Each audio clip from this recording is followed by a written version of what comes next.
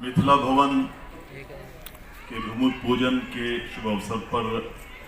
मैथिल विकास प्रतिष्ठान की ओर से आयोजित आज का ये कार्यक्रम और इस कार्यक्रम के मुख्य आकर्षण यहाँ के लोकप्रिय विधायक आदरणीय प्रताप सरनाईक जी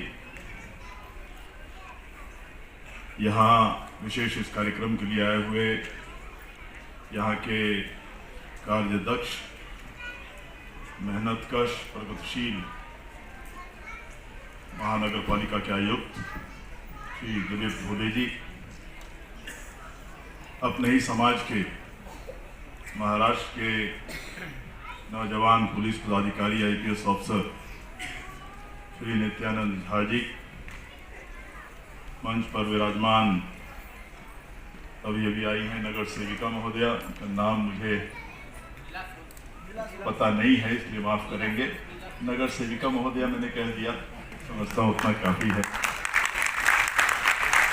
मंच पर विराजमान श्री राजू भोईर जी,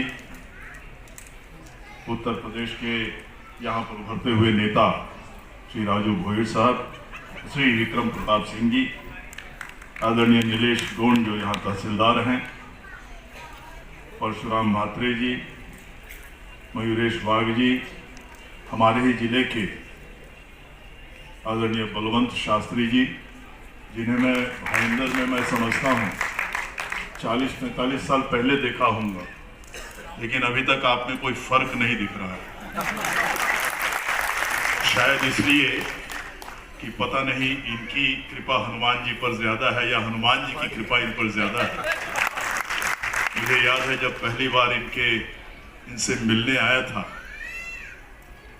तो स्टेशन से उतर के स्टेशन के बगल की रोड पर जा रहा था तो मुझे एक अच्छी सी मंदिर दिखाई दी हनुमान जी की, और उन्हें प्रणाम करने लगा और फिर ऊपर देखने लगा कि सूर्य को प्रणाम करूं तो देखा मंदिर के ऊपर इनका दफ्तर बना हुआ था। तो इसीलिए मैंने कहा कि उन पर इनकी कृपा है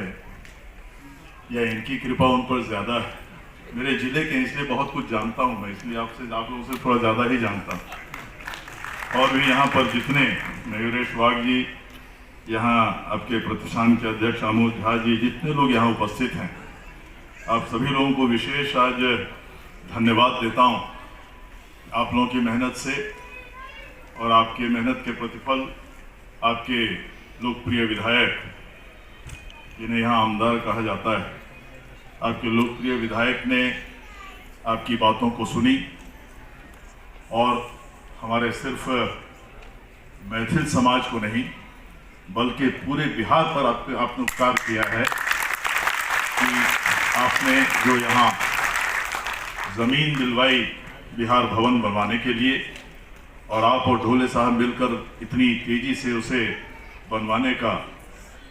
आपने आश्वासन दिया। मैं समझता हूँ आप विशेष धन्यवाद के पात्र हैं और मुझे विश्वास है कि आपने सिर्फ हमारे मैथिल समाज का और बिहारियों का मन ही नहीं जीता है, बल्कि शायद आजीवन आपने इनके वोट का भी रजिस्ट्रेशन आज करवा दिया।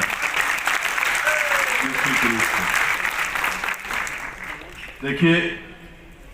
आप लोग बिहार से इतनी दूर, मैं तो सीतामढ़ी से आता हूँ, पीछे हटो ना, माँ जानकी की जन्मस्थली है वो आप सब जानते ही। और 1965 में प्रताप जी मैं महाराष्ट्र आया नासिक में पढ़ाई करने के लिए, और वहाँ 4 साल एक मिलिट्री स्कूल में रहा और वहाँ के बाद पूना आ गया पढ़ने, और पूना में उसके बाद 7 साल रहा फर्गुसन कॉलेज और ILS। पिताजी बड़े अधिवक्ता थे सीतामढ़ी के, चाहते थे हमारे पद चिन्हों पर चले, अधिवक्ता बने, लेकिन ऊपर वाले को कुछ और मंजूर था।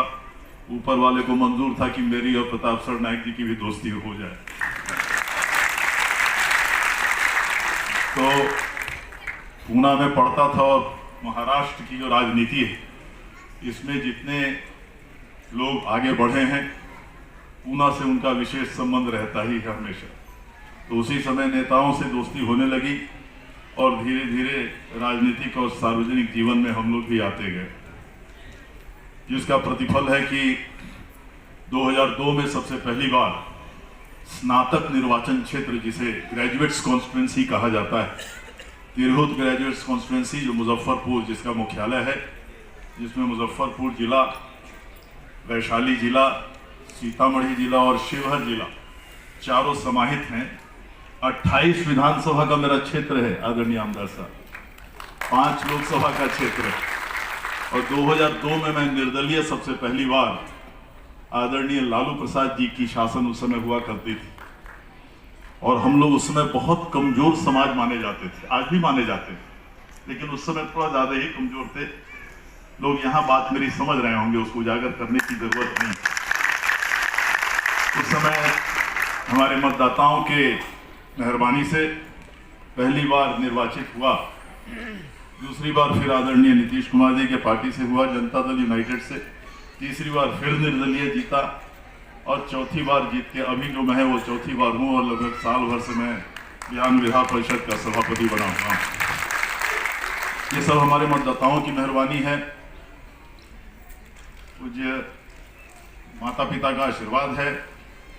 और ऊपर वाले की विशेष कृपा है कि ये मौका उन्होंने दिया है जनता की सेवा करने का। हम लोग करते आए हैं, लेकिन जब वहाँ चले भी गया, पिछले 22 साल से वहाँ विधायक हूँ, लेकिन बंबई का जो आकर्षण है, जैसे आप लोग भी, ये लोग भी यहाँ आए, अब ये चाहेंगे तो भी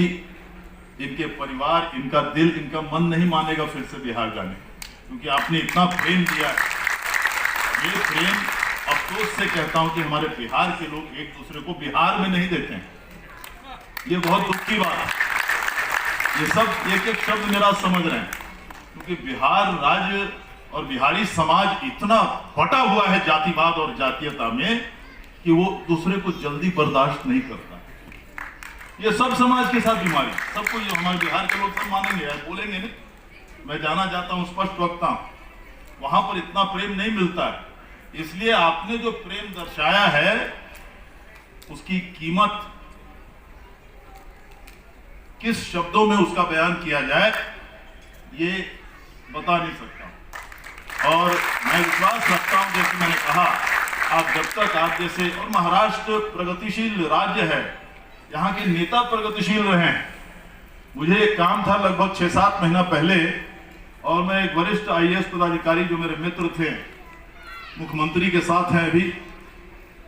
वो पहले विलासराव देशमुख जी मुख्यमंत्री थे, उनके साथ भी थे, विलासराव देशमुख जी के साथ मेरा घरेलू संबंध हुआ कर सरकार से या बिहार सरकार से जमीन मिले, ताकि हमारे यहाँ से जो कैंसर के रोगी आते हैं, जो हजारों की तादाद में आते हैं, बहुत कष्ट में आते हैं, और कैंसर के इलाज के अलावा उन्हें रहने के लिए कहीं जगह नहीं रहता है, बहुत तकलीफ से बेचारे रहते हैं। कई लोग अस्पताल के बाहर किसी तरह, मैंने देखा है कई बार, किसी झोपड़ी में या फुटपाथ पर पड़े रहते हैं। ये प्रयास चल रही थी, तो बहुत आपको खुशी होगी जानकर कि बॉम्बे पोर्ट ट्रस्ट की जमीन शिवड़ी के आसपास हम लोग को 2 एकड़ जमीन मिल गई, और उस 2 एकड़ जमीन की कीमत 130 करोड़ रुपए पिछले कैबिनेट में पारित करके उसका भुगतान कर दिया गया है बॉम्बे पोर्ट ट्रस्ट को। इसलिए अब उसमें कहीं कोई बाधा नहीं। उसका मुख्य उद्देश्य यही होगा कि जो कैंसर के लिए बेचारे आते हैं पेशेंट्स, उनके लिए डॉर्मेट्रियां बनाई जाएंगी और बहुत बड़ा बनेगा, एक साथ 400-500 पेशेंट्स उसमें रह सकेंगे। उसके अलावा जो बायलॉज हमने बनवाया है या बनवा रहे हैं कि जो हमारे यहाँ के नौजवान बच्चे यहाँ आते हैं कोई परीक्षा देने के लिए या कोई इंटरव्यू के लिए, 1 दिन के लिए आते हैं, 2 दिन के लिए आते हैं, उन्हें भी 4-5 दिन का एक साथ रहने का वहाँ अनुमति मिलेगा। उनके लिए भी डॉर्मेट्री, और बिल्कुल निःशुल्क तो नहीं होगा, उसके मेंटेनेंस के लिए बहुत ही मामूली खर्च उनको होंगे, उनको भी और पेशेंट्स को भी। और फिर जो पदाधिकारी आते हैं उनके लिए फ्लैट्स बनेंगे। हम लोग के जैसे विधायक, हमारा तो अपना मकान है, यहाँ से हमको तो वहाँ रहने का जरूरत नहीं पड़ेगा, लेकिन बहुत सारे लोग आते हैं, काम पर आते हैं, तो उन्हें होटल में रहना पड़ता है या रहने की दिक्कत होती है, तो वहां पर उसका व्यवस्था किया जाएगा। तो उसका भी काम बहुत जल्द शुरू हो जाएगा। मैं सोचता हूं इस बात के लिए भारत सरकार ने हमें जमीन दी है, तो मैं निश्चित रूप से भारत सरकार को धन्यवाद देता हूं। लेकिन वो जमीन भी अगर हम लोग को मिलनी थी तो महाराष्ट्र में ही मिलनी थी, इसलिए महाराष्ट्र को भी उसके लिए धन्यवाद देता हूं। तो क्योंकि बंबई में आप जानते हैं कि सब कुछ मिल जाता है लेकिन जमीन नहीं मिल सकती। इसलिए मुंबई में अगर कोई जमीन सरनाइक साहब के मेहरबानी से या भारत सरकार की जमीन से ही हम लोग को मेहरबानी से ही हम लोग को मुंबई में मिल गई है, तो निश्चित रूप से वो सारे लोग जो इसमें रहे हैं देने के क्रम में वो धन्यवाद के पात्र हैं। इससे ज़्यादा मैं समझता हूँ और वक्त लेना आपका ठीक नहीं है। किसी ने घोषणा कर दी है कि भोजन भी है। बहुत लोग सोच रहे होंगे जरूरत से ज़्यादा बोल रहे हैं, अब हम लोग को भूख लगी हुई है, अब हम लोग वहाँ भोजन के लिए जाएं। तो आप सभी लोगों को धन्यवाद देते हैं और विश्वास दिलाते हैं कि फिर से जो ये कार्यक्रम